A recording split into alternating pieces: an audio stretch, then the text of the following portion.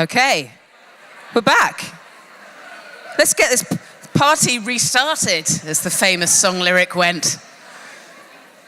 Gotta get this party restarted. Good. Did you have a nice lunch? This is an important question. Did you have a nice lunch? If you're feeling a little bit of sort of internalized guilt and paranoia that you're very middle class, if it makes you feel better, I had a butterbean macaroni with fresh parsley that I made just yesterday. Not so good the second day. Could have done with warming up, but there we go. I'm on a budget. Should we get started? Should we recommence? Yes? You ready for this next panel? It's called Because Relationships Are Hard to Do. I'm not going to try and sing that. Please welcome to the stage our host, Susie Verrill. And she is joined by Candice Brathwaite, Papa B, and Nicolle. Please welcome them to the stage.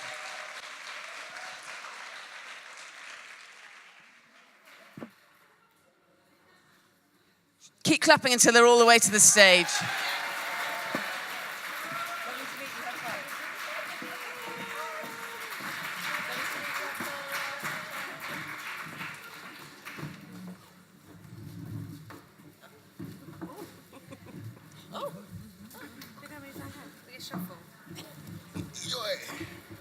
They're very sinky. Already all comfy. Is this working? Oh, yeah, it's working. Good. First of all, I'm just going to explain that I do have my phone out. I am not texting. Oh, it's where my questions are. So I'm not being rude. I'm just going to put it there. It's not playing Instagram stories or anything. Hello? Yeah. Testing. I really want to sing. I'm not going to.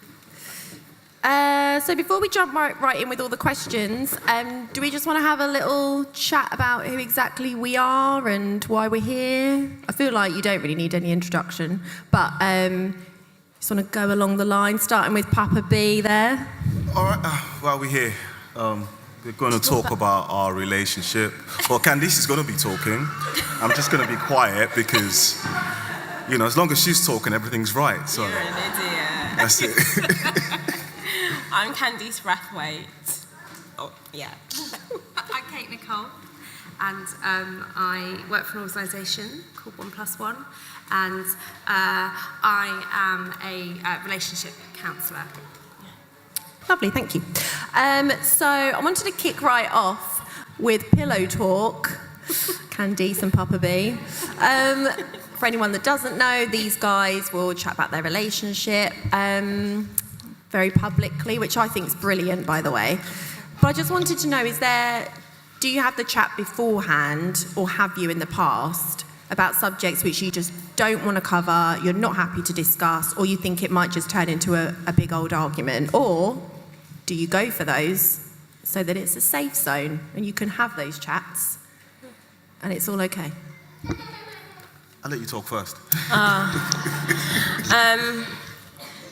I think we've been, because this is our 7th year together, so I think you just get to that point where you know where you'll be crossing a line.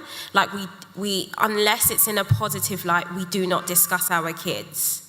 Primarily because, and I have to be frank, there are so few nuclear black families on social media platforms. I don't need to refer to my son as like a rat bag or anything, because there's enough negativity put on young black boys' lives. So I think we have that general consensus. It's like, we're not lying, but unless it's overwhelmingly positive or we're sharing a problem with the solution, we just don't bother. Yeah, what she said. I'm just kidding. Yeah, like she said, we just know the boundaries. We know what to talk about, what not to talk about. I'm not going to sit here and say we don't have issues around it. But I think we've reached a space where we respect each other, and it just goes from there. So a lot of it sometimes is freestyling, but yeah, it's the understanding. Okay. I don't know if anyone else remembers this caption, but it really resonated with me because I definitely have in the past, although I have been working on it thanks to you guys actually, I have in the past sort of expected Greg to kind of keep me chipper if I've not been having a great day, or for at least him to bear the brunt of my moaning. And I remember reading a caption where you'd had the chat together and you, Papa B, had said, look, I'm not the facilitator of your happiness, that's on you, and you've got to be responsible for your own happiness. And I thought that was actually really interesting. So I wanted to find out whether or not you do try to put your own mental health first, or you know, what's your take on it? Is it a case that sometimes you are stuck in a relationship where one person is sort of lucking out a little bit, and really should we be just looking at ourselves, and then together that means that the relationship should be pretty solid? Who wants to take that first? Okay, fine. It was when you said that to me, that you're not the facilitator of my happiness, I was like, what? Like, dude, that is your sole job. And then I had a little think with myself, and I come from a family, I was raised by my maternal grandparents, and my nan went to work, and before I was born, my granddad was mugged, so he was blind in one eye and deemed as unfit for work. So I'd grown up in this really futuristic type family, because this was the 80s, where the man was at home doing the housework and doing all of that, and my nan was going to work, and I noticed that even though that was strange, that's what made them happy. And I think especially after having Esme, I had really bad PND.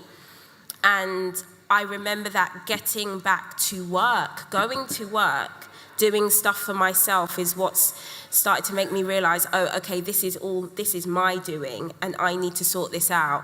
And I think I've learned, well, I'll speak for myself, I definitely put my mental health first. Yeah, again, what she said. But yeah, I grew up in Nigeria, so I spent a large part of my growing up years in Nigeria. And as a black man in Nigeria, you are brought up in a way where you don't actually show your soft side, what they call it. You always have to man up and just take it. And I lived that way for a long time, and especially during the first few years of our relationship, and it was hard. There was a point where Candice actually chucked the TV at my head. It was small. It was small. Did you miss? Like, just.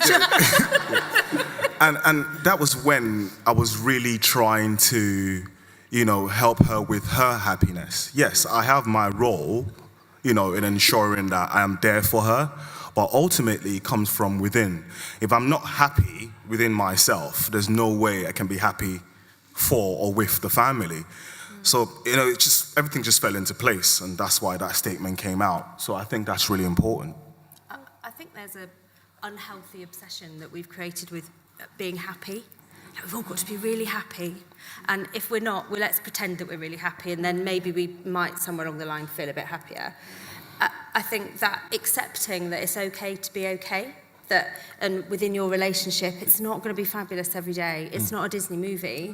The reality is, it's hard being happy, and it's hard looking after your mental health, and it is your responsibility, as you quite rightly said. Yeah. I'm here to help you as your partner, but I don't know what's going on in your head. Yeah. Yeah. But we get into that thing of that we're mind readers as well, and well, if you loved me, you would know.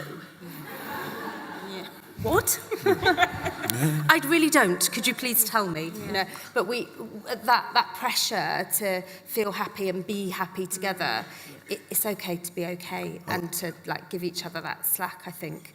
And especially when we become new parents, we really feel the pressure of not only do we have to be happy together, I have to make my baby happy too. It's like, someone get me a gin. This is not going to be easy. You are absolutely correct. I mean, this takes me back to something that occurred years ago when we had Esme. And she's looking at me thinking, whoa. I'll be careful here, don't worry.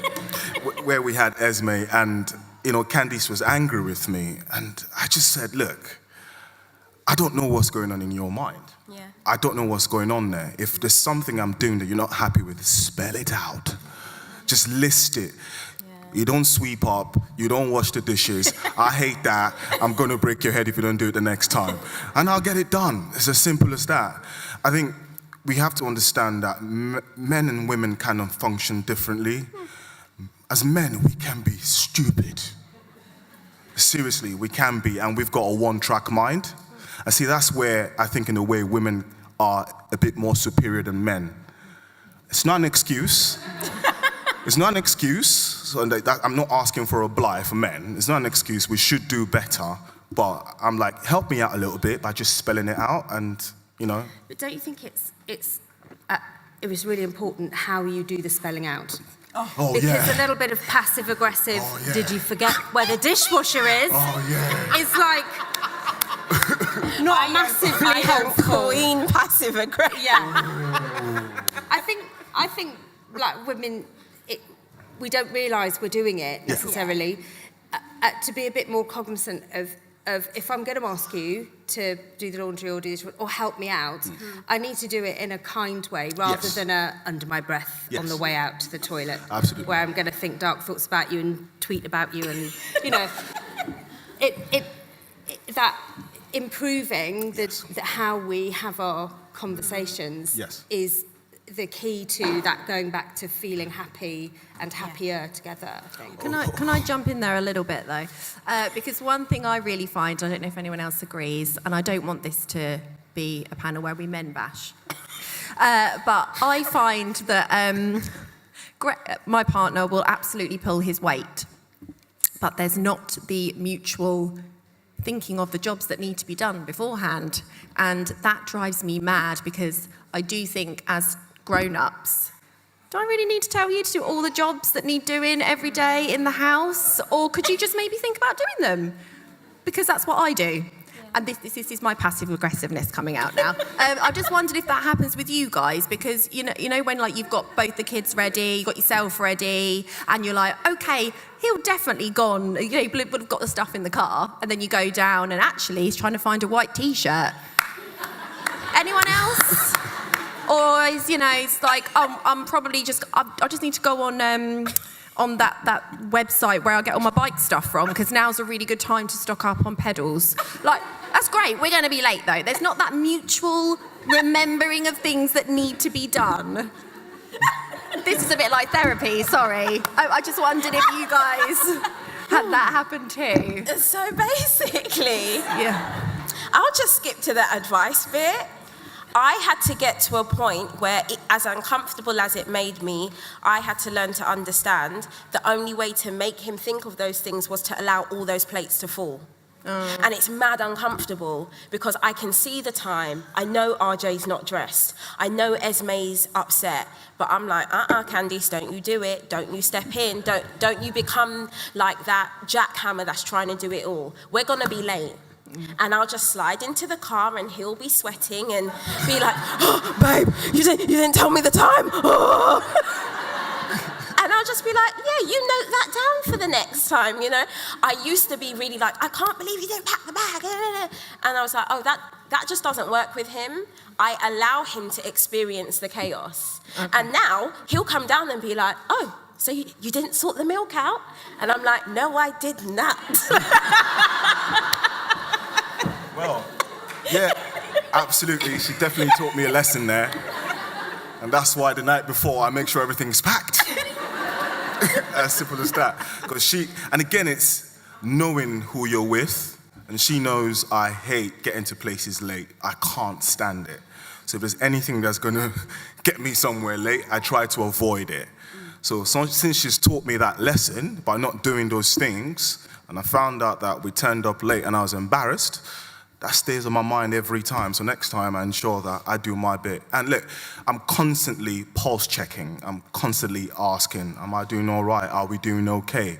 And again, with regards to the passive aggressiveness, I mean, even last night, I still said, don't you think the way you've I hear what you're saying, you are absolutely right.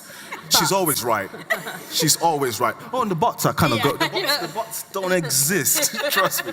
She's, you know, she's absolutely right with everything. Even when she's wrong, she's right. It's as simple as that. I live to fight another day. But, you know, I said, yeah, you're absolutely right. Listen, just just talk a bit nicer, all right? Next time, you can say, babe, maybe you should have done it. She goes, nah, I don't do niceness. But hey, it's just an understanding, you know? And like I said, we're constantly pulse-checking, and we're constantly checking with each other. If we've had a hard morning, we just say, hold on, let's pause for a minute. Yeah. Let's rewind, let's give each other a hug, and let's start again. Do you think it's a bit about expectations as well, though? I think in relationships, I'm going to moan and moan and moan that you haven't filled the dishwasher, but then when you have filled the dishwasher, I'm going to come along and open it and look and see if you've done it the way I like it to be done. Yeah. And then if you haven't, then woe betide you. I'm going to take it all out, I'm going to do it again, and I'm the martyr because I've had to do it again. And I think that expectations is a really important thing. That does it matter? It doesn't matter if you fold the T-shirts like that or not. It doesn't really matter. But I think often in relationships, women sort of take that controlling, right, we've got to be doing this, we've got to be doing that, that's got to happen, this has got to happen. And No, do you know what? I was going to big you up because I'm sincerely like so not domesticated. I'm just like, a dishwasher, what's that? Like, these dishes should just magically wash themselves. Whereas when I like put on the dishwasher or hang out the clothes, he'll slyly come behind me and be like, well, if you hung the clothes from the biggest to the smallest and give me all of this science. And so what you're saying is right, but it's also interesting that it's him that does that to me a lot of the time, especially with the household chores. so that's a healthy thing to recognise, isn't it? Yeah. What are you expecting of me and what am I expecting of you? And have I actually told you? Yeah. Because a lot of the time, oh no, it's much more fun if I don't tell you. And then when you don't do it, I'll tell all my friends what you are. No, absolutely. And again, like I said, I'm constantly learning. With regards to expectations, I'm on a journey of absolutely lowering my expectations because, and not in a bad way, not in a bad way. Uh-oh. Should I sit in the middle? And not in a bad way, and it's not just in regards to Candice, it's in general. She's not me, and I'm not her. I love doing it that way. She doesn't know how I like to do it. I haven't told her how I like to do it. So why should I expect her to do it the way I like to do it? It just doesn't make sense. I think I'm putting too much on her. So rather than do that, if she doesn't do it properly, what she does, if, not when, if she doesn't do it properly, she doesn't know. I just sneak behind and I just put it back how I want it. And she doesn't know. Job done. Jesus. Just really simply, when you fell pregnant, were you one of those people that thought, it's fine, we're going to have this baby and we're going to pretty much be the same, we'll just be a little bit tired?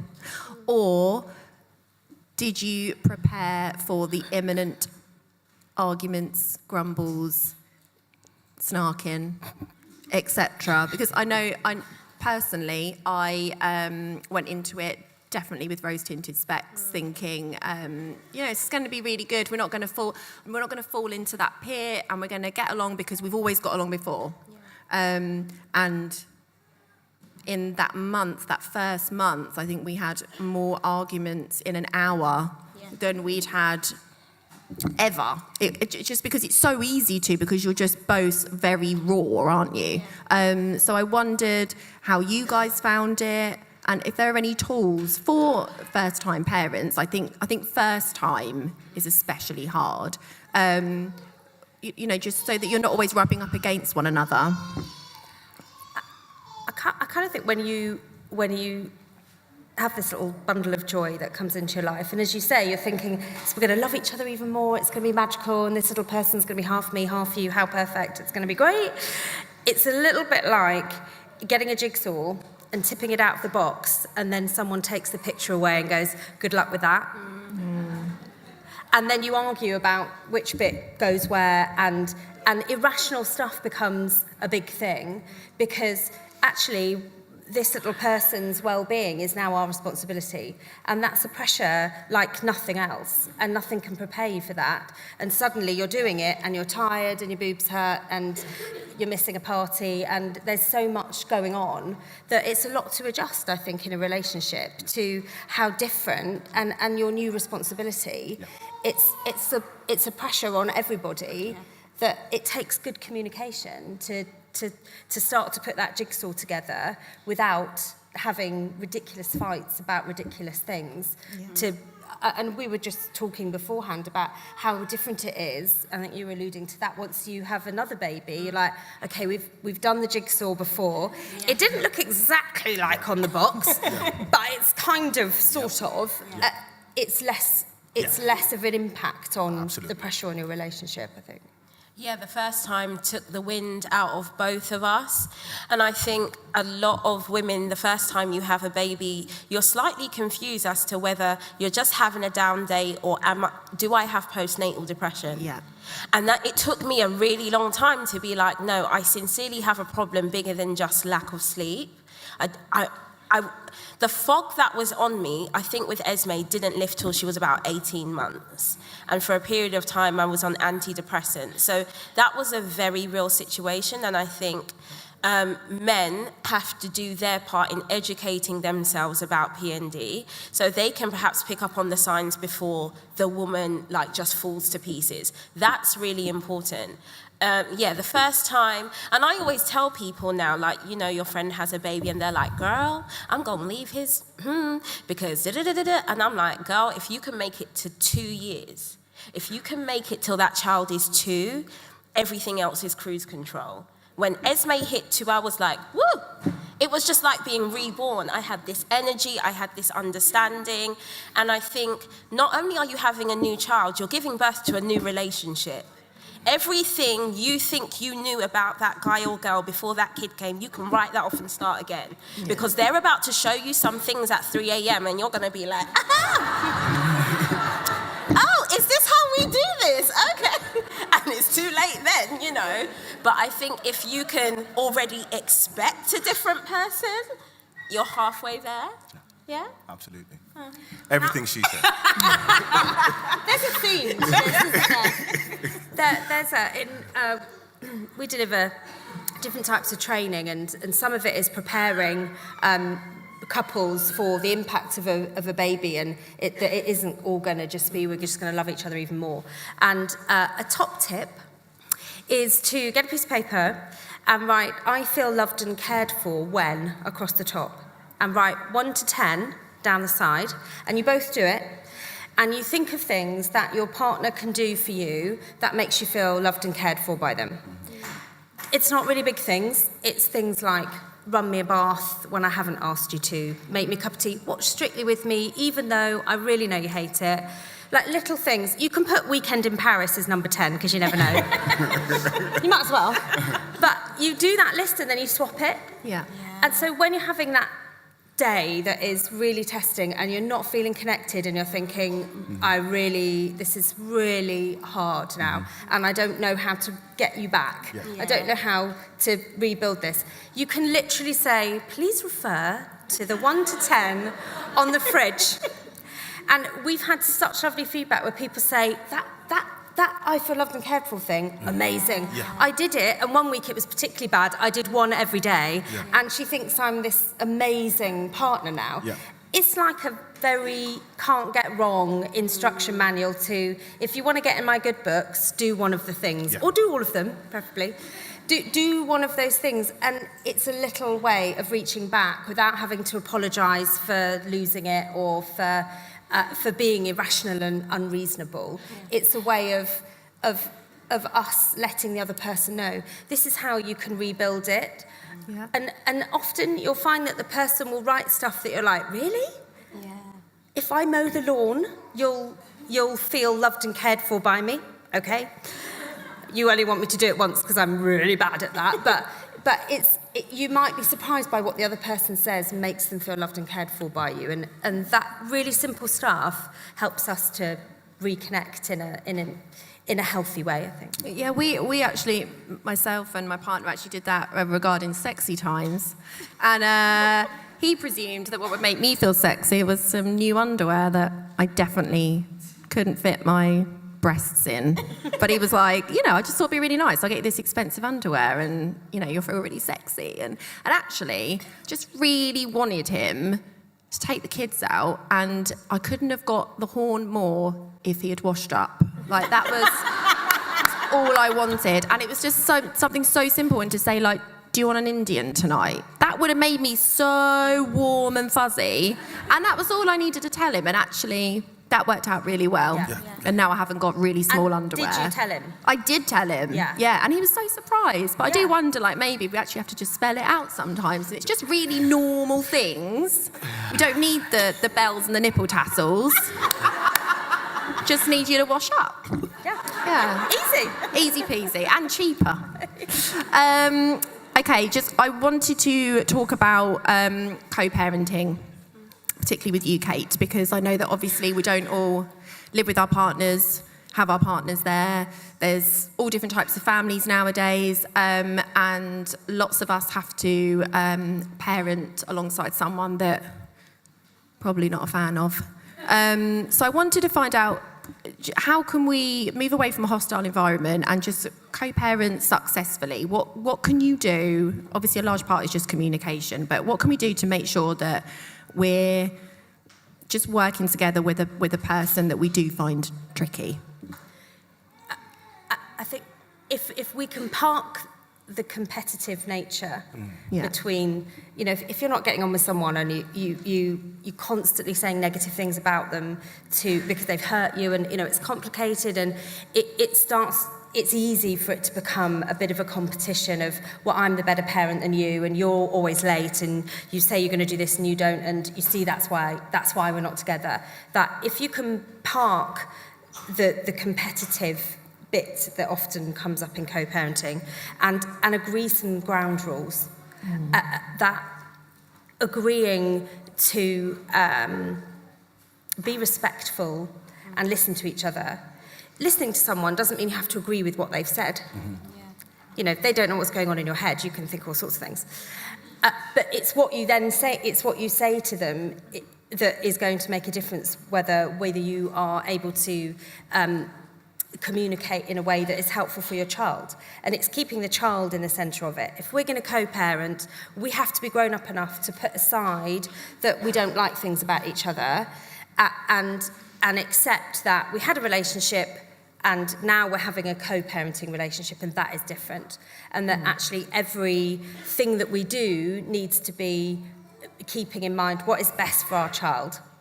And if we can take away that saying negative things, it's so destructive when there's constantly a negative narrative about that other person. They're not going anywhere. They're always going to be your child's parents. So it's about being a little bit more adult, I think, in the way that you approach your relationship with each other. Right. We've got loads of information if you go to Click Relationships, we've got loads of information on there about how to successfully do it together when you're not together. It's hard. Great, thank you. Also, just wanted to ask if anyone had any questions. If they do, then put your hand up. I don't know if I'm meant to pick somebody or if someone else is meant to do it.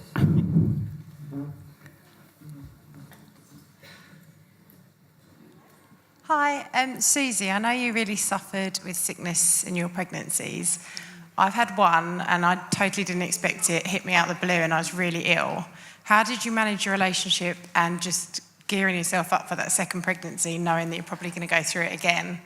And how do you sort of cope as a couple, managing having another child? And because obviously the first time you've only got to look after yourself. Yeah. And then that second time you've got another child to look after.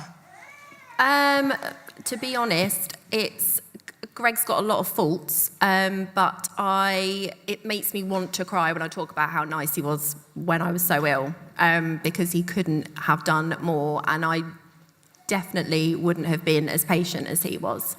I think it's about having that chat before you go ahead and decide that you're going to put yourself through it again. And I think it's about doing as much as you can and then getting that support system around you. My mum was also integral in looking after Milo and giving Greg the odd day off when I wasn't texting him saying, like, come and empty the spit bowl, it's overflowing. But I think you just have to be very, very honest and just say, relationship goes on the back burner. I'm going to be an awful human for a while, and ride it out.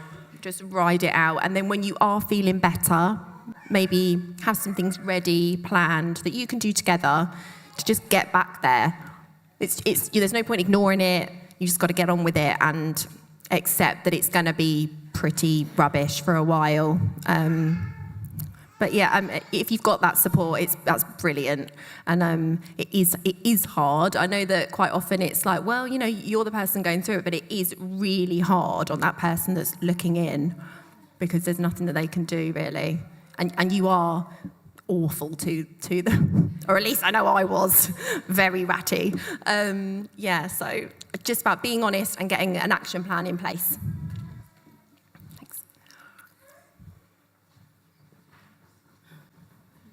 Hi, it's just about co-parenting. With my ex, I don't call it co-parenting because he met someone else who parented completely the opposite way to how we had parented. And so I struggle to kind of find any sort of, our only communication is via email, and we even have a cut-off of 6 o'clock because I know that my anxiety will get really bad if he emails me in the evening. So how do I work around a relationship where they parent totally the opposite to how I parent on my own? I think if you can agree some really simple, not a big long list, but some really simple ground rules, that when there's so many differences, and often there's differences in parenting in a healthy relationship, you're like, why are you doing that? This is the way to do it, follow me. You know, it's hard if there's more than two of you, and as you say, there's another partner and they've got a different parenting style and it gets complicated. If you can say, okay, we're going to agree to these 6 rules, and they are things like, we are not going to pass messages through the children to each other.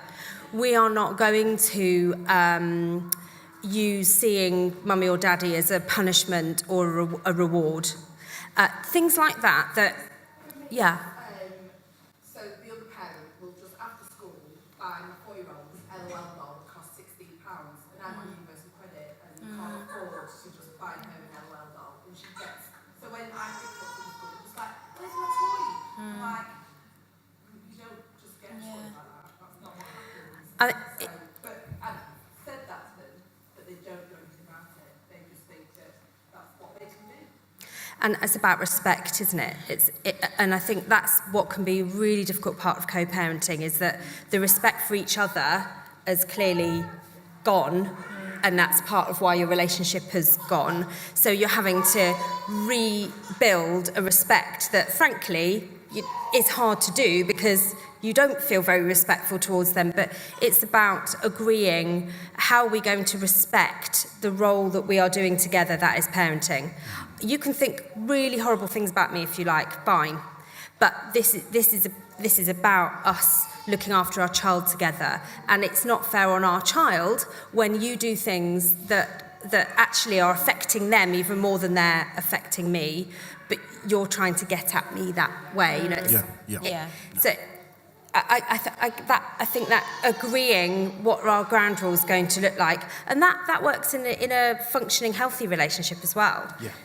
Yeah. Absolutely. I'm sure you guys do that. You know, I do that in my family. You know, sort of what's acceptable and what isn't acceptable, and why. If you can make your case for why, it's not about you. It's not about. It's about what's best for your child. And So, I'm not confused. Is it your partner's your ex's partner doing that, or? Oh, yeah, she's always done that again. She was my friend, by the way. Oh, God. No pressure.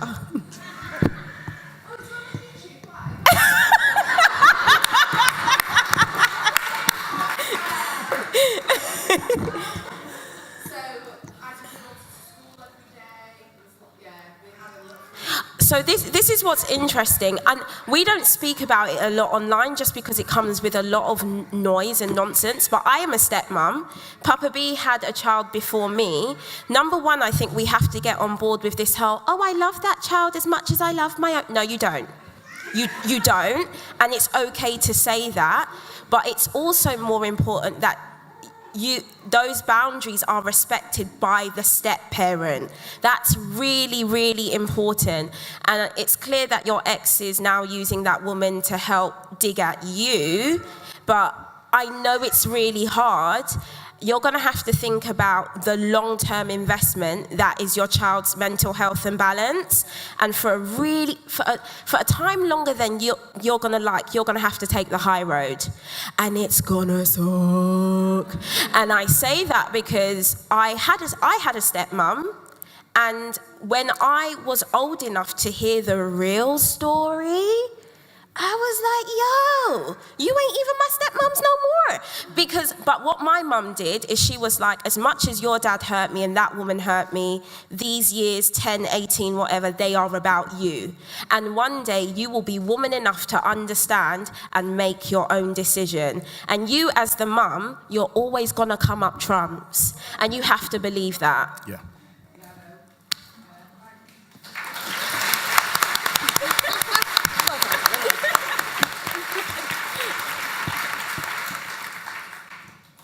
Time for one more? It's just me. I actually don't have a question for you guys. I was gonna reply to this lady. I'm in a very similar position to you, but I took a bit of my power back by talking about the fact that I'm a single mum, and I have never spoken online about the fact that my ex is in a new relationship with somebody who sees my kid regularly, and we are in a very different financial position, and I call her once every 2 weeks about the madness. But I know they're saying get along and respect and boundaries. Some people are just trash, sis. And sometimes you have babies with them. I'm not being shady, but you know what I mean? So I think if there's no respect, you kind of have to learn to look past it. My kid is now 2, so we've been co-parenting for a year, and her dad has no respect for me, and I've remedied that, and he has another woman raising my kid with him, and I've remedied that, and it hurts sometimes when I drop her off, and I've remedied that, and she may never grow up and realize what the situation is. But to be fair, you have to think about, why would you want your child to know that your co-parent is trash? Because that's their parent, and before they were trash, they were your mans, and you love them. So for me, I feel like if she never knows that he is what he is, and she never understands the situation with her step-parent, and she never knows that he didn't financially provide, you still have to run your house the way that works best for you. And with your daughter not understanding certain things, she's just not going to understand until she's old enough to understand. And in the meantime, it will just have to be you run a really tight ship in your house, and you do things in the best way for you and your household, and everything outside of your household is nothing to do with you. And to be fair, we don't have a right to know about our kids' lives with their other parents, and that's hard because obviously when they're with us, we're on it. But once you understand that and you remedy that in your heart, trust me, co-parenting gets a lot easier, even if they still move mad, and even if you still have a breakdown every other PMSing period. But do you know what I mean? There's processes to get into a more calm place.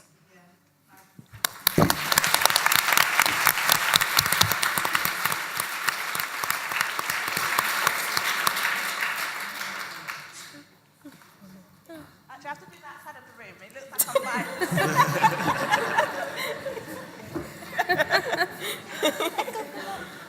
fine. I don't have a question either, but I just wanted if everyone could thank my husband for coming. He's the only man here.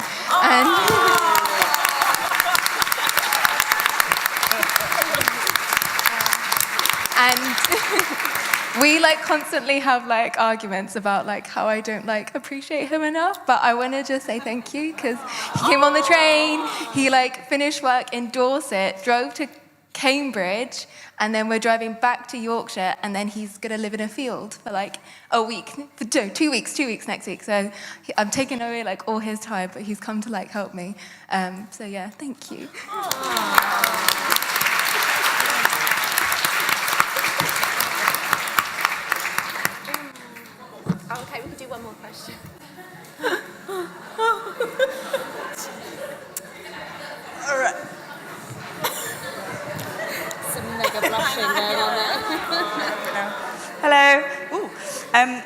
my question's about, so what you talked about communicating what was important in terms of maybe housework or practical things, because I feel that a lot about my husband. He does a lot of things, but he doesn't always think of them first. And that was really helpful what you said, but even more than that, what I still can't find a way to feel like he really understands is the emotional side of it as well, because for me, it is important to me that he does things like wash up and so on, but his personality is that he does things and then that takes everything out of him, and he hasn't got much emotional side left always to then like give me a cuddle at the end of it, or do you know what I mean? And I feel like I've got ways of talking to him about the practical side, but I find it hard to make him understand about the more emotional side. And I wondered if you had any advice, if that makes sense. That, I think. What, the emotional side? Yeah, we had that because Papa B came from a family where it was like, okay, as long as I'm paying the bills and keeping a roof over our head, that is love. And that was like the Everest in our relationship. Because I was like, well, I didn't even grow up with that. My granddad was at home and this is how he showed love and da-da-da-da-da. And I wouldn't advise this for anyone's relationship, but I really had to pull out the if you don't open up your heart, I have to go card.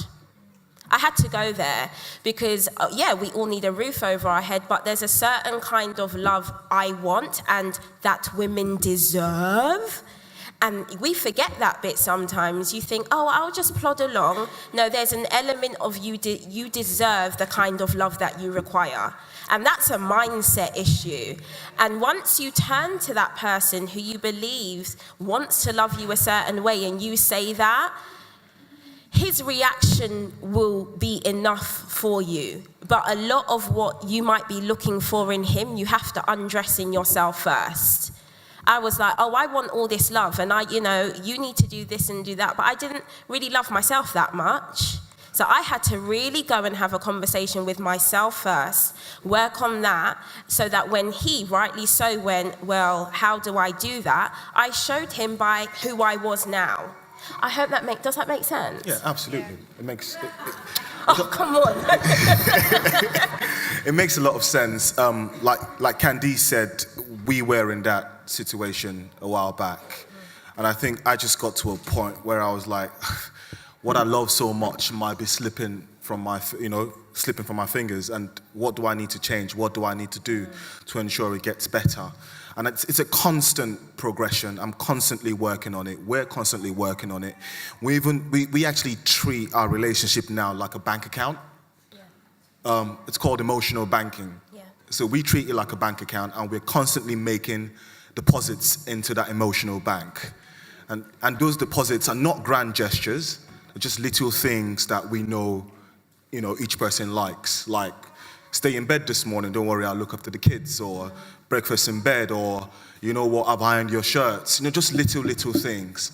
Because when the time comes, because it will come when we will have an argument, we'd always refer back to those good things that person has done, which actually proves that the person loves us. I think in order to help with that, yes, is to be clear about what if you don't like how it is now, what does it being better look like? So it's a little bit what you said. To you, if you were to be able to say in 6 months' time, it's better, it's not like that anymore, what would it look like?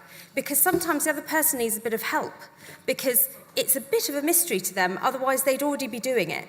So thinking about how we can make it clear what's better would look like really gives the other person a much better chance of achieving it. Yes. And I think what you were saying about being clear to yourself about what that looks like is the step towards being able to achieve that. So being able to verbalise what it is that emotional connection might look like to you is the first step.